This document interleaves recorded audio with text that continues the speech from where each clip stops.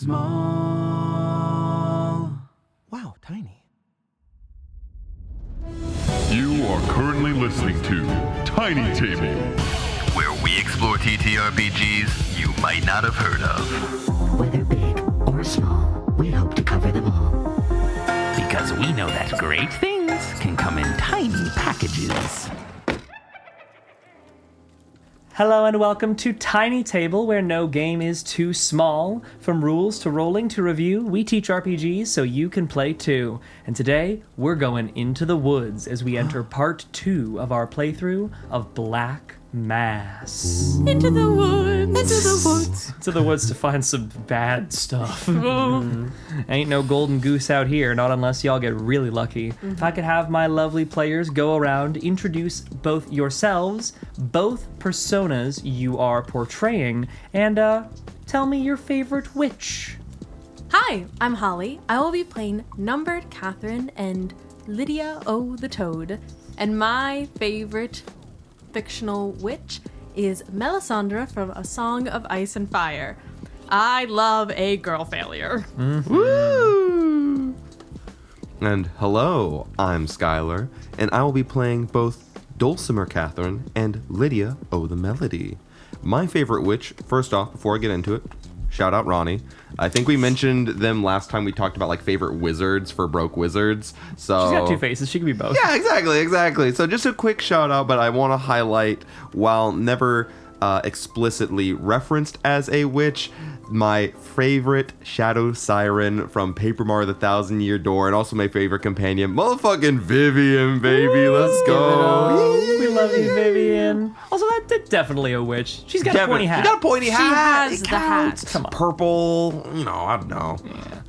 Most purple people are witches. That's so true. Only some witches are purple. And hi, I'm Neo. I'm playing Morningstar Catherine and Lydia O the Moonpiece. And my favorite witch is Baba Yaga from Real. From Real, the OG. She got the chicken house. She got the chicken house. She be in a mortar and pestle. I be using those in my kitchen. Also, she's real. Yeah. No fictional witch here. And hello, I am, have been, and will continue to be your proctor, Julian. And my favorite witch is probably fitting for this game, the Vavitch, the multi-actress, multi-form, multivalent entity of strife emanating from the woods of Massachusetts that torments a baby Anya Taylor-Joy. Yes. Wow, wait, that's her. Yeah, it's her. I only just realized that recently. Wow, really? Yeah. That's crazy. Yeah, no, it's her. Because, like, I saw her in the Vavitch, and then next time I saw her, she was, like, a grown adult in Queen's Gambit, and I'm like, well, there was some weird child in the Vavitch. Damn, okay. But yeah. The more you know. Gotta love her. She just feels right. She's got the satanic influence, she's got the Bacchanalia element, she's got the feminine while in the woods type beat going on. She was a baby at the time. She was a baby at the time, very confusing. Yeah, just great. Love the Vavitch. Love all the forms that she takes.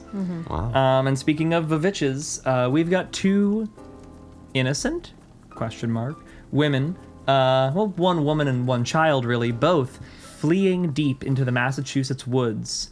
We join both Catherine and Lydia about 2 hours into their flight into the depths of the Massachusetts forests under the baleful light of a full moon.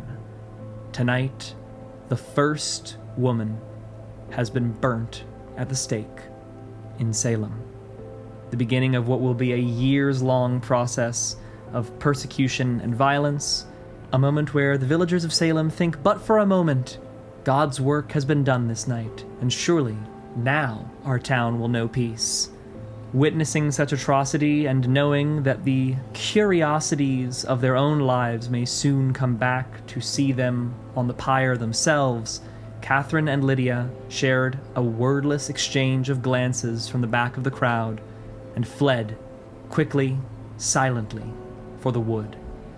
They are followed behind, only now, in the wake of his sermon, by the feverish minister, the man who lit the pyre and who will light many pyres yet in the town of Salem. To elucidate a little about how gameplay works here in the woods, now is truly the moment where the shared perspective on these characters enters its most relevant and tenuous phase. No longer do we go about in an even turn order, each of us enumerating our opinions on their backstories. Now we find their frenetic present. Only one of you may control either Catherine or Lydia at a time, and I imagine frequently one of you will be in control of one while another controls the other. When it comes time for you to control Catherine or Lydia, a decision that only you shall make, reach here into the center of the board and grab the game piece representing the woman or the girl. Bring it in front of you, and I shall deal to you 3 cards to be placed face down in front of you in a small stack we refer to as the cairn. Each of you shall have a cairn of your own, and when you control Lydia or Catherine, again, only one at a time, moments of resolution can occur by the playing of these cards. But be wary. Ceding control of your character is dangerous as the persona slips back into the fold and the wood comes to meet you. When the time ends for your control of the character, if you lack cards left on the stack, baleful things shall occur at my whims. You may, however, play a card to end your control on your own terms. Similarly, at the end of your control of a character, you may elect to play a card to fulfill one of that persona's 3 black mass requirements. It is not necessary that every persona's full list of black mass requirements be filled in order for the black mass to occur, but which ones you have fulfilled we shall find relevance in our epilogue. During playing, there are 3 forms of action you may take that are generic across all persona: struggle, rogue, and keen. When you struggle, you use your body, keen uses your wits, and rogue uses the night. Your personas also contain to themselves unique actions that give you other ways to play and utilize your cards. To use an action, describe what you're using, then flip the top card of your cairn face up. If it is any suited card, so swords or cups or wands or pentacles, you succeed and you choose one of the 3 available benefits. If the action you've declared matches the suit of the card you reveal, you may gain 2 benefits. And additionally, you may burn and spend more cards to add to the number of benefits you have. I'll give an example of struggling, trying to do something with your body. The possible benefits are remain unhurt, gain ground, and reverse positions. Struggle, the use of the body, correlates to the suit of swords. Keen to cups, rogue to wands, and the pentacles are often used for persona actions, but not all of them. If you flip a major arcana card, like the world, the moon, or the tower, and this is a moment where we maybe are grateful at how many of these got burnt through in our opening silo last episode, something's gone terribly wrong. This is when I will make things worse, bring in other fell details from the spread, and complicate your journey. If at any point you run out of cards in your cairn, you must immediately cede control and something bad happens. So it is up to you to choose what you keep and what you spend as you gain control of one of these 2 women. So, I'll begin narrating, and whenever any of you want to jump in, feel free. Until then, Catherine and Lydia do what they must. They flee. Deeper and deeper into the forest. The moon shines bright, but the forest itself lies quiet. Wind between the leaves, rustling of the branches, and only intermittently the cawing of a crow. It is distant now, and will be distant yet. But as we enter this scene, it is the first moment that Catherine and Lydia can hear, echoing in far distance, the beating of a horse's hooves onto the dirt. It is February. The sound is muffled by snow. If it can be heard now, the minister is already close at hand. Our women go on foot.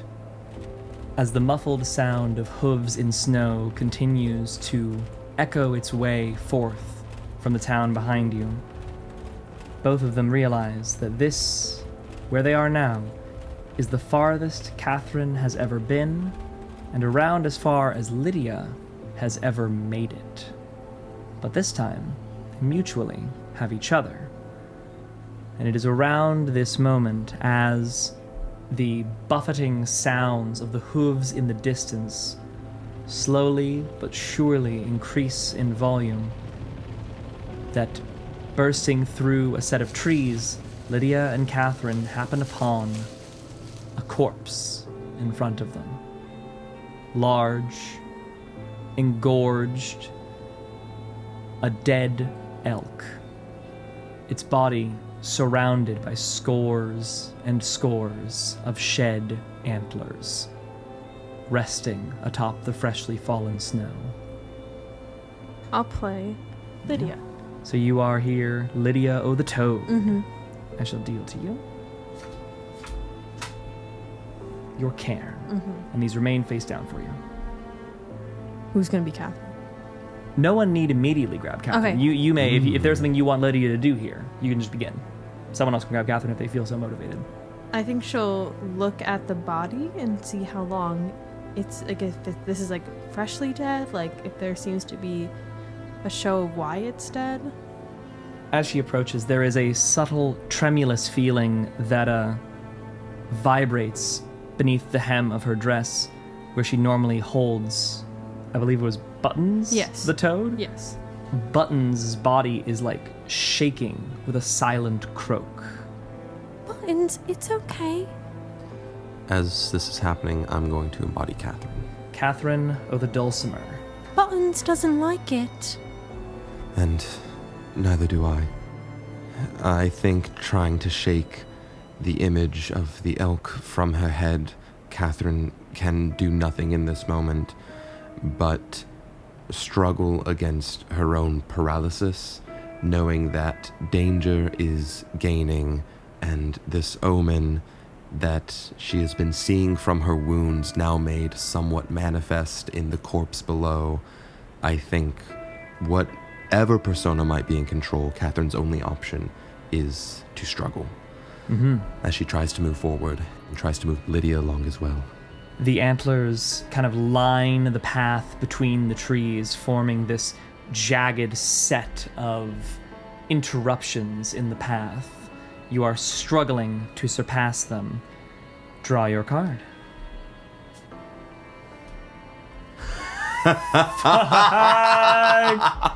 Immediately. Hand that card to me. Yep, that is the High Priestess. Wow. Oh no. Oh, it fits so perfectly with what I imagined.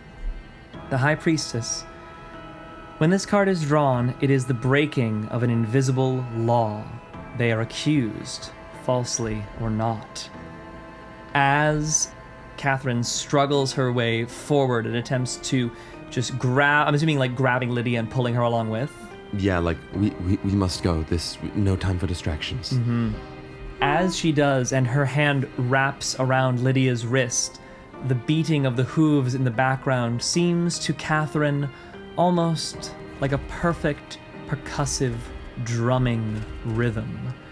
And as she strides around the bloated corpse of the elk, the antlers throughout the snow all begin to quiver and shake before they start to rise up, bits of snowfall dripping off the tips. As they are now revealed, each and every one of them at least somewhat stained with dried blood. No longer merely an impediment in the path, the disrespected corpse seems to answer her temerity. You have yet drawn one card and played it. Your attempt to simply struggle past and rush away with no further input is impeded as these quivering, bloodied antlers begin to fly in a circle through the air, a torpor of bone encircling you with the corpse. I think Lydia, seeing how things are going down, will try to use her try to use her intuition, her magical intuition and smarts to kind of keep her cool in this situation. Let's see if I pull cups. Queen of Cups! Queen of Cups! Yo! Oh my god, and King of Cups is... Wait, one moment. King of Cups is Lydia O' the Toad's Story prologue card. Oh my god. Oh, we gotta pull on that heavy. So that is kind of the wedded card to the moment that Lydia saw Maxwell's body beneath the lake long before he died. What does this portend? And because you have drawn accurately, you get 2 of the benefits and may even play another card to gain all 3. I think I only need 2. Okay, what are the 2? They won't hurt you. Okay. You find what they really want. Very good. What does this look like as Lydia holds fast to her toad? I think I hold the toad as it's shaking, and I think Lydia, with a childlike confidence and innocence, says, "It's okay, Buttons. It's okay, Catherine. They're just trying to communicate with us. Sometimes things like Buttons just talks differently.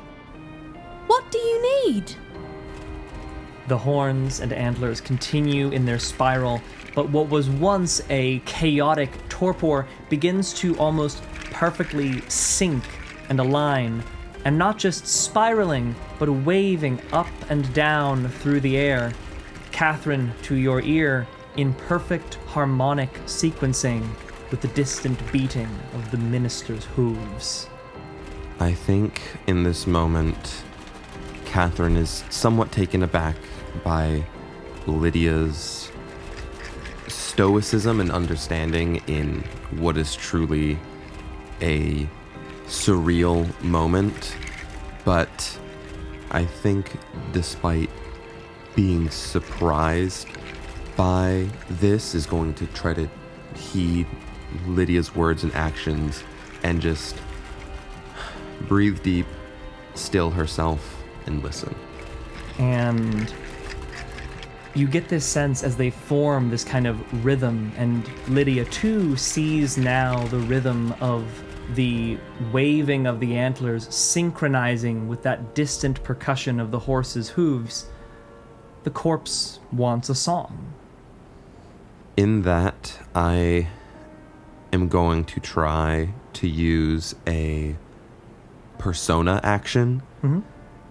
And I think with that, as she starts to feel the rhythm, Catherine is going to try to use a persona action. I'm going to try to use many strings. It says your deft hands can get into small places, spin cards for the following benefits.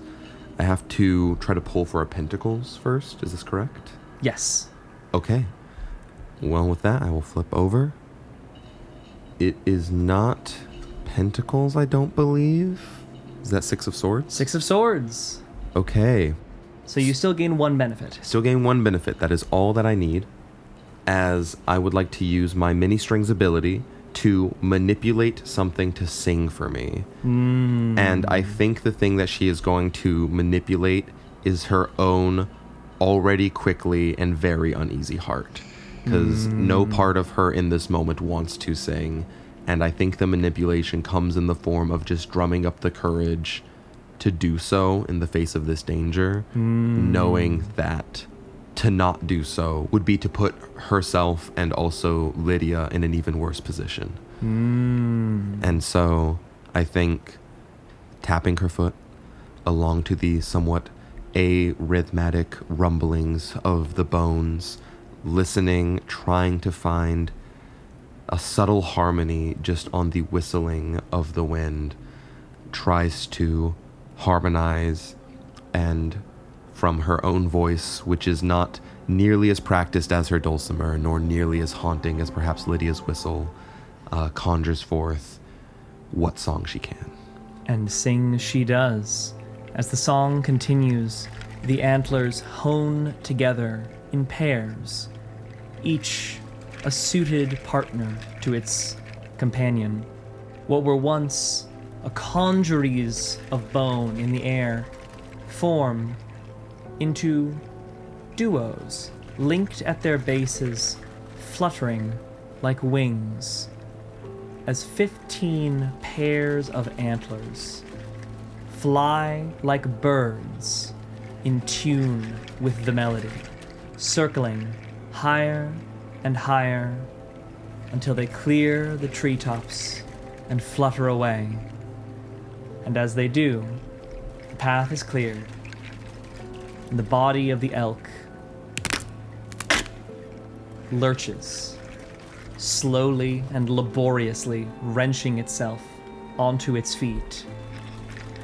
The corpse turns, wordless, to them both, bows its head, and begins to stalk its way back into the wood. As it does, a final squelching sound as its internal organs fall from the rotted cavity of its stomach. And Catherine, you see the corpse of your brother fall from the digestive tract of the elk.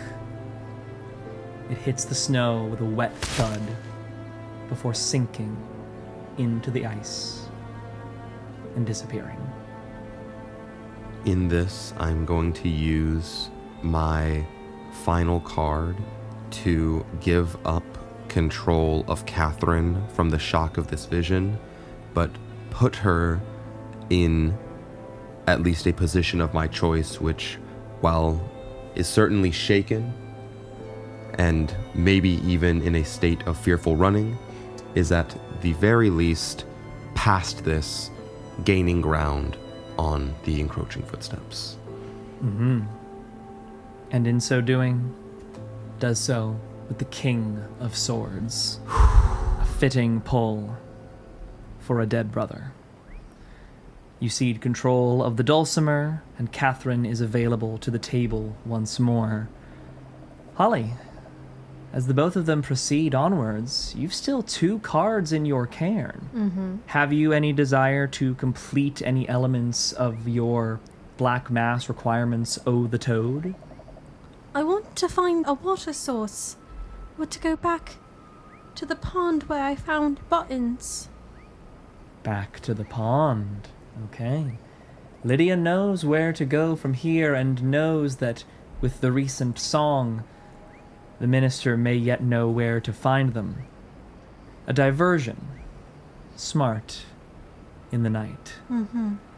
You bring Catherine alongside, Lydia leading now where Catherine was before, and find your way to the frozen pond. Which of your Black Mass ritual pieces are you fulfilling? I want to know what else was beneath the vernal pool. A card, if you please. It's the Knight of Cups. Fucking for real? Yes! Wow. King of Cups into Queen of Cups into Knight of Cups. Jesus. I'm the water girl! Fucking what is in the pool? Oh my gosh.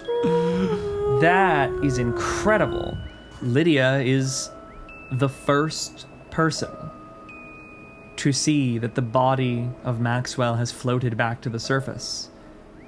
We established in the prior episode that it will take days for the remaining townsfolk to know of this. But Lydia finds him awaiting her as she approaches. The body she recognizes, but the face she does not.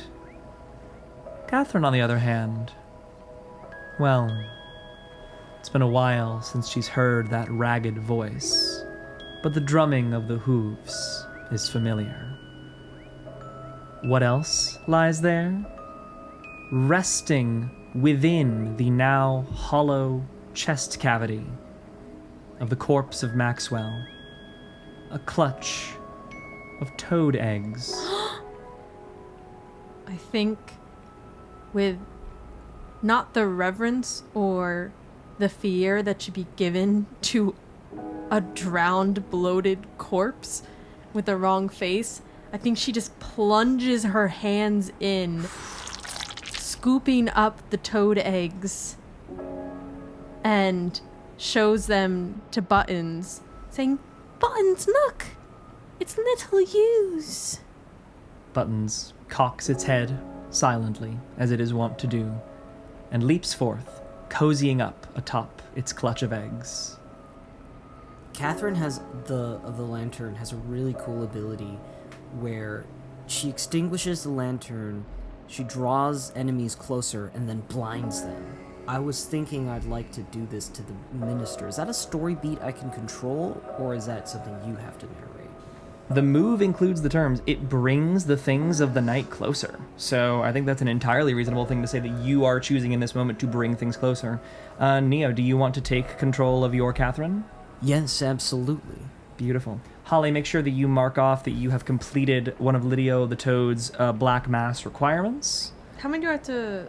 There isn't a minimum or maximum, but the more of them that are done come the epilogue, the greater the impact will be had over that epilogue. So I did 2. Ooh. Because deliver the toad's eggs to be hatched. And what else was underneath that vernal pool? Whoa. Deliver the Toad's eggs is another one? Yeah. What? To be hatched, yeah. I thought you did that for me. No. Wait, Oh. the other one is about toad eggs? Yes. Wait, show me that. Wait, Yeah. what the fuck? Oh my god. I thought you did that for me. I was like, oh, that's nice of her. Lydia the Toad, find the rotten water and make it clean. What else lands underneath the vernal pool? Deliver the Toad's eggs to be hatched. So, I guess you now have Toad's eggs to deliver. Yes. I suppose. Yeah. Heck, okay. You would need to spend another card. The downside of doing so would be that you would lose the ability to seed to end your control of the character on your terms. So it's a choice here. Does the hatching occur right away, but then something bad happens, or do you seed control productively and keep the eggs for later? I think I was just going to keep the eggs for later. Like, I'm just keeping them. Cool. So yeah, so mark off that you found what was contained in the vernal pool, and the eggs are ready for their hatching. So I will hold on to the eggs and hope that one of my other Lydias will deliver them for me, because I think we're in this tenuous spot. Things are going pretty good for us. I think I'm going to cede control of Lydia on my terms. The Five of Swords. I also think it's relevant to note that the Knight of Cups brought us back to Maxwell's body, and the Knight of Wands was the portent of his death. Ooh. So we've had some serious tarot magic going on here. And Neo, you have claimed control of... Morningstar, Catherine. Very exciting. And you had a move you wanted to start off right away with here at the lake. Yes. I would like to immediately start with a persona action called Lights Out. When Catherine extinguishes her lantern, she seeps into the dark. It brings the things of the night closer. Extinguish the lantern and draw them closer, then ignite. Give me that draw. Swords. Swords. So, one benefit, though you may spend another if you wish to gain a secondary benefit. Am I right in assuming that that which you call forth towards you is the minister hot on your heels? Yes. Very exciting. The lantern is extinguished, and a brief moment of patient silence between Lydia and Catherine here at the edge of the frozen lake. Lydia, stay low, stay hidden, be as silent as buttons. Close your eyes. When the light flashes, run. Lydia extinguishes the candle. The hoofbeats grow louder. He's right on top of you. And then, I flare the lantern. It grows hot, scorching in my hands, and it burns bright. The light flares outward. The minister closes his eyes. The horse rears. And I grab Lydia's hand after the flash and run. What is the benefit you claim? I gain one benefit. They are blinded. And blinded he is. The minister reels backwards, hands rushing up to his face and clamping over his eyes as the light consumes him for a moment. It is only brief, so brief, that you see the minister's face in this light before he covers it with his hands. But in that briefest moment, did he always have a beard? You remembered him clean-shaven. There's no time. And off into the darkness. As we head into the darkness, I would like to take control of Lydia as Lydia O, the melody. Beautiful. You flee past the pond, up the frozen river that feeds it. The river itself, in the summertime, is a gentle and rolling thing. But now it is ice. And as the lantern approaches, it blazes hotter and hotter still, the heat emanating forth, residual after the blast of light that blinded the minister. Even with it held many feet above the ground, the ice of the river is melting. You flee further along the banks, but as the light shines, it is already known to you. To get where you are going, you will need some way across this river, and the ice shall not hold. If it is all right, sister. Catherine, Lydia stills, listening to the wind, the echoing of the hoof prints falling distant in the background, the percussion silencing as... Stopped for a moment. The horse has been equally blinded. Yes. Actually, kind of think of it, growing more distant. I don't think the horse is sticking around. Yeah. He fell off the horse and the horse ran away. Well, regardless, the natural percussion of the ambience has stopped, but the wind still whistles, and as such, I think I too would like to whistle, as I would like to do harmonic movement as Lydia O the melody. You attract the things of the woods closer with your song. Spin cards for one of the following benefits, which I will list only if I am successful. Looking for pentacles, which, oh my god, wait. That's Nine of Pentacles. 9 of Pentacles. Hell yeah. Oh my god. 2 benefits. So the benefits I can choose from are distract them, lull them to sleep, or inspire them to move, to dance if they can. Good. I've got a description of what you're seeing, so you're gonna have an informed decision. As the light shines forth along and across this river, and it is a river, no simple stream as you both remembered it, but now wide and long, and from ice to rushing in mere moments under the lantern's heat. The light of the lantern dances along the branches and brambles that line the river's edge, and the shadows themselves seem to twist in gross display, as one, and then another, and then another, small, shadowy figures emerge, the size and shape of children. Small children, bodies of shade, all dancing and cavorting towards you from the underbrush. You whistle as these shadowy forms make themselves clear. You've got 2 options. What do you do? So as these shadows approach, I think that Lydia, not knowing whether they mean harm or mean ill, and knowing only that she must deliver these eggs safely and find means across the river, the 2 I would like to use is to lull them asleep and to inspire them to move. But the targets for each of these I would like to be different. Okay. As Lydia starts to whistle and harmonize with the wind, her haunting melody synchronizes with the dancing shadows. And it's somewhat somber. In fact, it is a song almost laced with guilt as she sings the shadows to sleep, and they back away ever so slowly in the midst of Catherine's light. And though it is sad, the rhythm attracts. First it's a stick, a small twig, a long slowly things flow down the river, attracted by the song, moving in an equally slow rhythm to the somber whistling of Lydia, just slow enough that though precarious, they might be able to step across each of these logs and small platforms to move slowly across.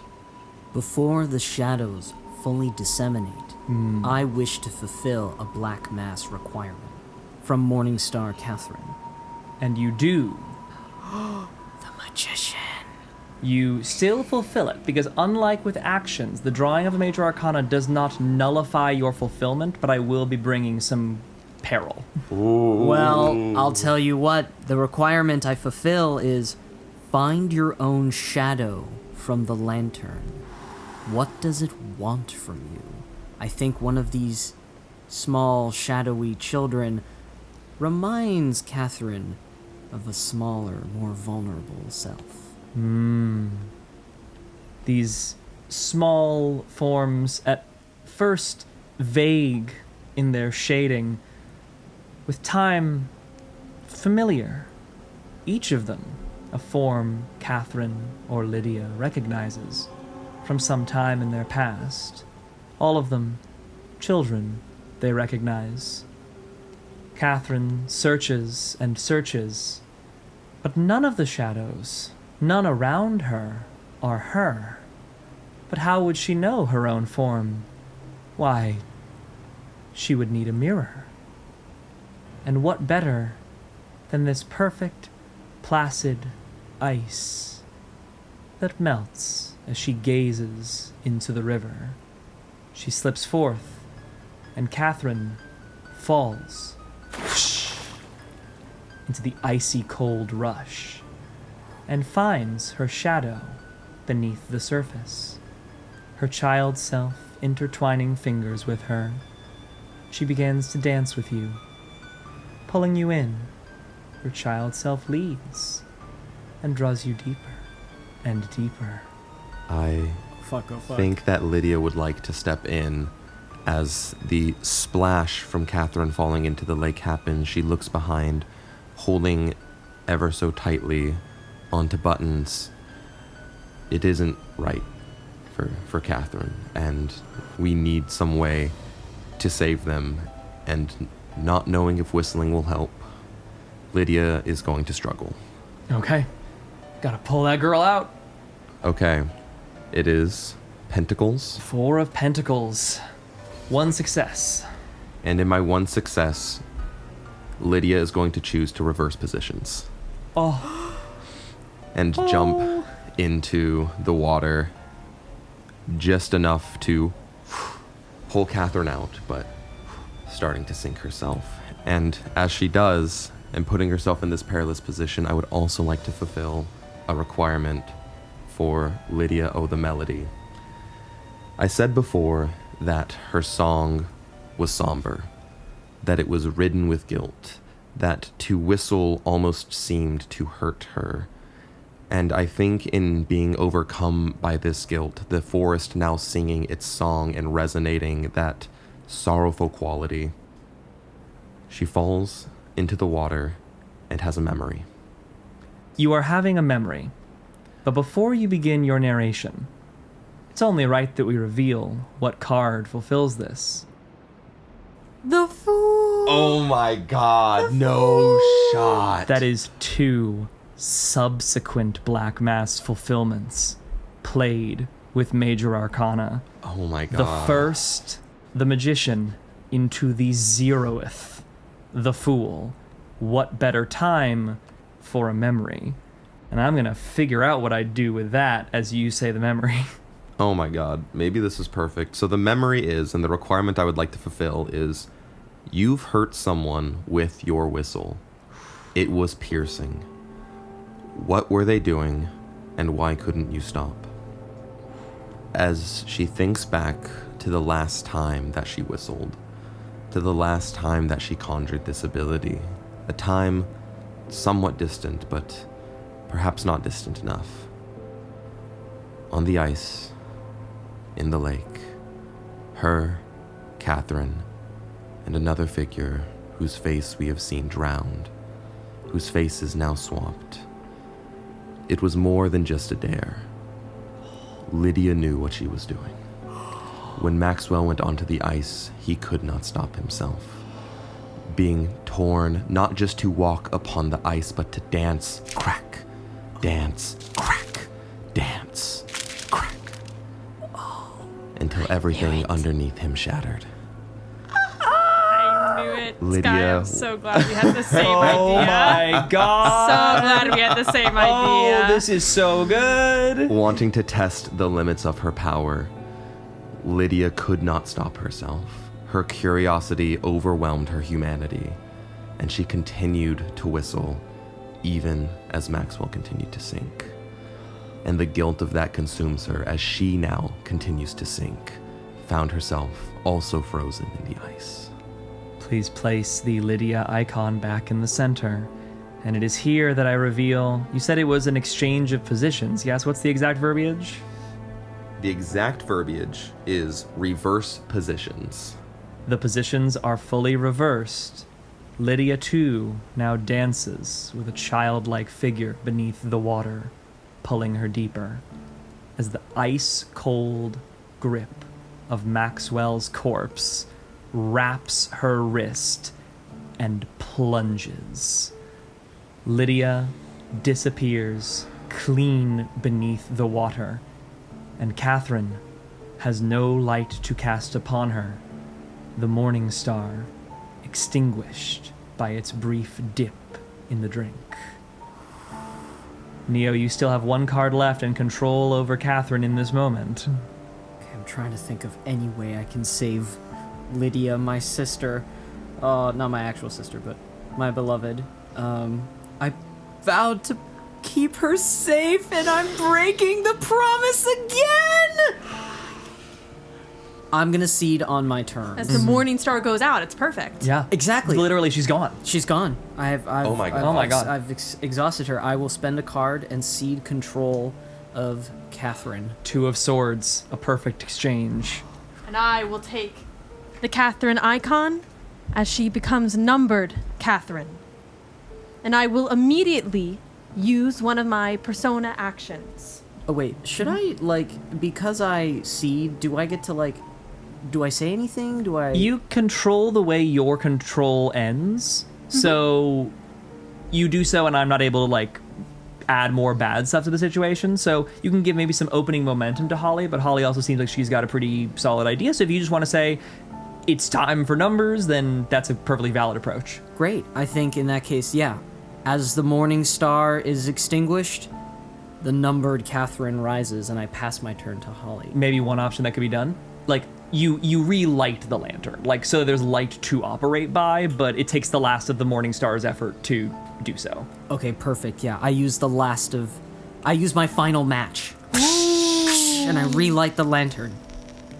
So I will be using Catherine of Bandages. Heal the wounded of what ails them. Spend cards for the following benefits, and I'll read them based on, if I get it. Mm-hmm. And I get, this is a cups, that is a 9 of cups? There's a 9 of cups. Old big pimpin' 9 of cups, they called him. It's the dude who's super happy about all of his cups. Yeah, but I Look will, up 9 of cups if you're curious. He's happy about it.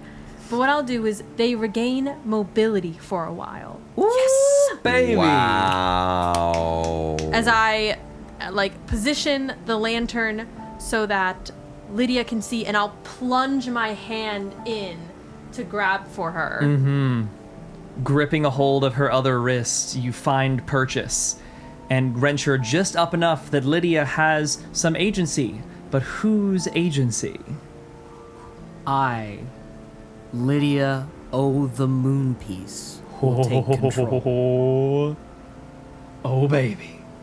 Seized by Catherine, Lydia's head bursts above the water and regains consciousness, the ice-cold water shocking her senses and reminding her of her very mortal body.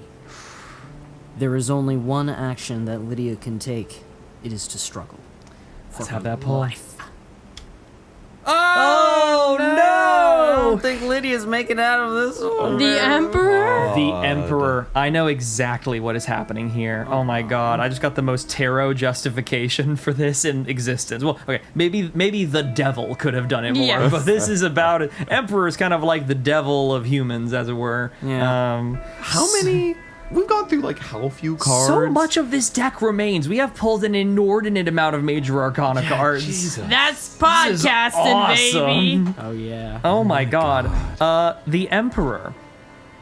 Lydia barely clears the surface, and as she does, her moon piece held about her neck by a small silver chain, she sees floating on the water in front of her, pops open its mirrored interior, shining and reflecting an image of her and Maxwell walking hand in hand through an archway.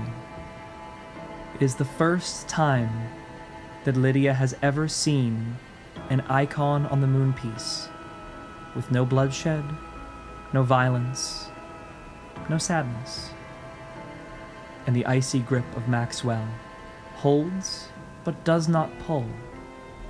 I think Lydia needs to pull him out of the water. They need to go to the arch. They need to go there to have their black mass and bring him back to life. I think Catherine sees this, and I'm gonna do something to fulfill my requirements. Okay?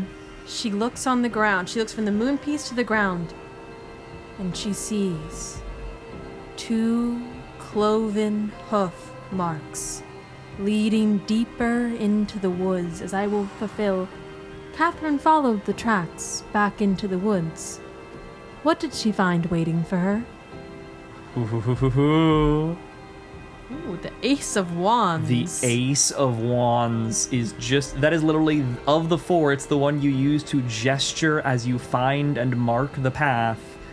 It's the Ace of Wands. Mark your fulfillment as Catherine pulls Lydia and Lydia pulls Maxwell up to the surface. The light of the morning star, no longer a crackling orange, but a baleful, pale white. Moonlight in the lantern, moonlight on the diadem, and a perfect set of tracks to follow into the wood. The 2 of them, the 3 of them, proceed, following the tracks, crossed the river, into the wood, and there before them, in a clearing. I think Catherine says to Lydia, I'll carry it for you. Carry him for you. Just hold Button and the eggs. As I sling Maxwell's corpse over my back, almost holding it like a piggybacked child. A face you do not recognize on a body that you do.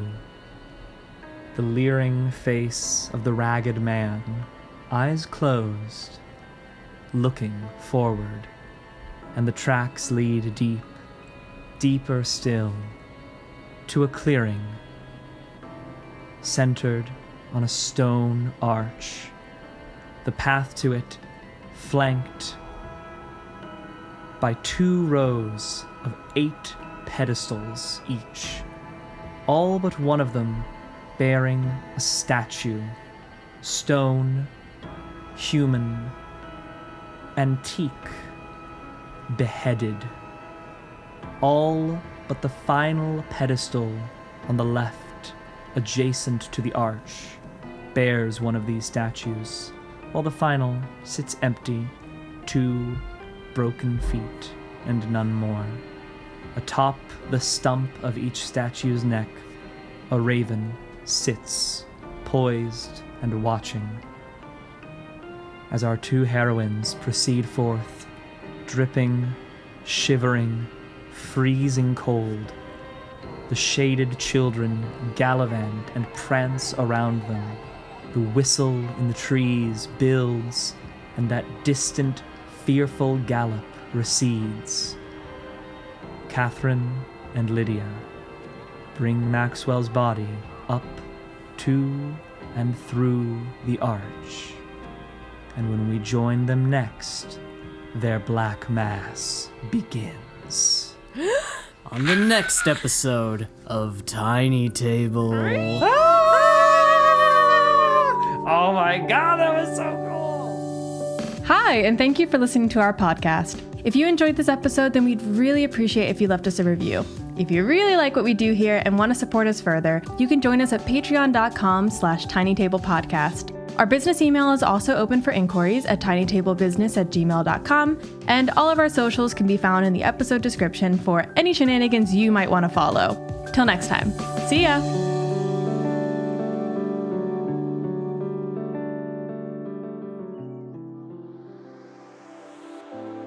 Welcome to the Shoutout Corner.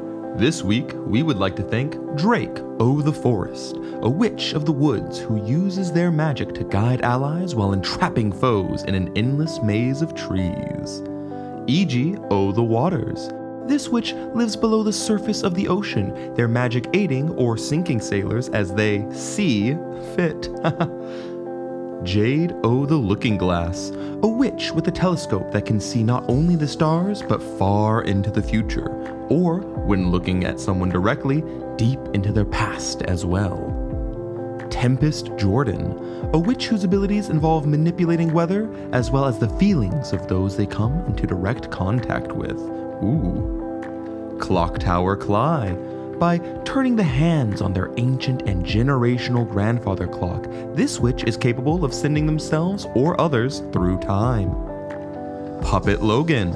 With a doll whose appearance ever changes, this witch is able to manipulate the movement and actions of those around them, even themselves. Nancy O' the Cloth, who can predict the future by weaving massive tapestries containing the stories of those featured within the fabric. Sparky O' the Soil is a witch who can grow mysterious plants using a seemingly endless bag of seeds. While oftentimes these plants are used as remedies, it is also rumored that these seeds can even sprout living animals or people. Elixir Tammy, a witch who is known for their powerful alchemy. They can create nearly any concoction one might think of, and is famous for their somewhat underwhelming ability to turn wine back into regular water. The first four notes, O' the Megalovania. This witch makes skeletons. Simple, classic, one of them wears a blue hoodie and has a massive presence on Tumblr, you know what it is. And Thy Gal O' the Dungeon, a witch whose powers can manipulate cobblestone and earth, creating golems, forming sanctuaries, and shaking the very mountains to trap chasers beneath the ground. And with that, that's all we have for this week, witches, but we will see you next time. Farewell!